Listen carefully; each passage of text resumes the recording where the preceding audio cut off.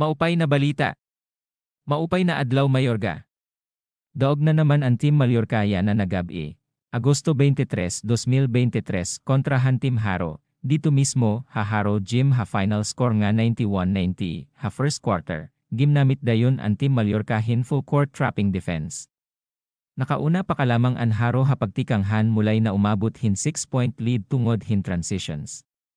Napiritan dayon paggamit timeout ang Mallorca matapos pala ang usa ka minuto nga naglabay. Pagbalik mulay, nagpaliwan-liwan pagpuntos hira Anthony Caydoy ngan Bricks Inopia gamit ang perimeter ngan 3-point shots. Binulig gihap Franklin Zabala nga naka-follow up points. Ubos 4 minutos nga nabibilin. Nakakuha Caydoy 3 points ngan rason para hira liwat ang makalamang. Dayon nag-timeout ang Haro. Pero pagbalik mulay, naka back-to-back 3 points Inopia ngan sinundan pa ni Caydoy mga pull-up jumpers.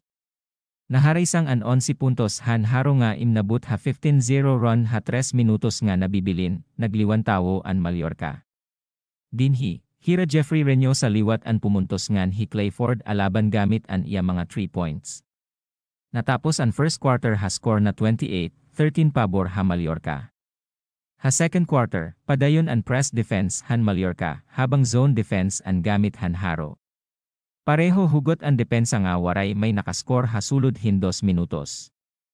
Dinhi, gimnanapliwat Daryl Superales gamit ang transition points, katugbang MJ Ibanez nga naka back-to-back points gihap. Pero, nahabutang penalty na sitwasyon ang Mallorca, oras na 5 minutos 50 segundos.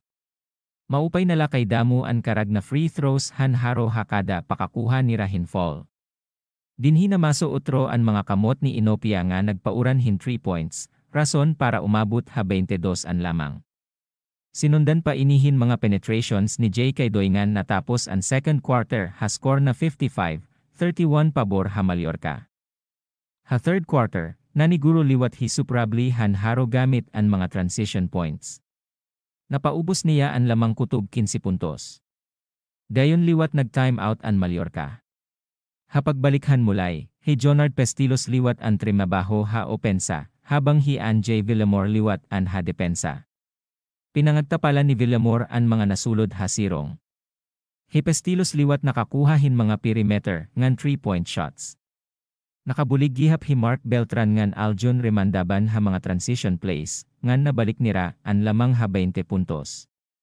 Dayon liwat nag-timeout ang Haro nabibilin na 1 minuto. Pagbalik mulay, gindugangan palugod ni Joen siya, ang lamang gamit ang iya mga long shots. Natapos ang third quarter score na 78-61. Last quarter, nagpakakuha transition plays ang Haro ngan napaubos nira ang lamang Mallorca 13 puntos. Nahasulod na gihap penalty ang Mallorca oras na 5 minutos. Ginkuha ini na higayon Haro para makahabol ngan umubos ang lamang 8. Dayon nag-timeout ang Mallorca oras na 2 minutos 50 segundos. Pagbalik, pumuntos liwat John Paul Claridad.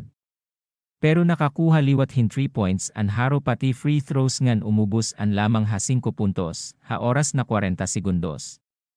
Maupay nala kay sige ang paka-offensive rebound ni Nelvin Cordial rason para makaiban oras. 19 segundos nga nabibilin naka 3 points pa Holtea nga natapos ang mulay final score nga 91-90 pabor Mallorca. Gindeklara liwat na best players of the game hira, Anthony Caydoy ngan Bricks Inopia nga pareho nakakuha 22 puntos. Bisan pa man sigurado na nga sulod quarter finals ang Team Mallorca, iralagihap ginmulayan eksakto ang Team Haro. Iginpakita ya na nagabihan Team Mallorca, ang ara professionalism pagdating basketball court. Mas labaw pa na na taas, amon niya na pagkita hayo. Congratulations Team Mallorca! Once again, you made us proud Mayor Genius. Parahan mga balita iyo na dapit, pwede makipagsumpayan amon, pinaagi amon messenger. Pwede nyo ipadara ang pictures o video, ngan amon ito igbabalita, atun mga igkasi taga Mayorga. Madamo na salamat, ngan maupay na adlaw aton na tanan.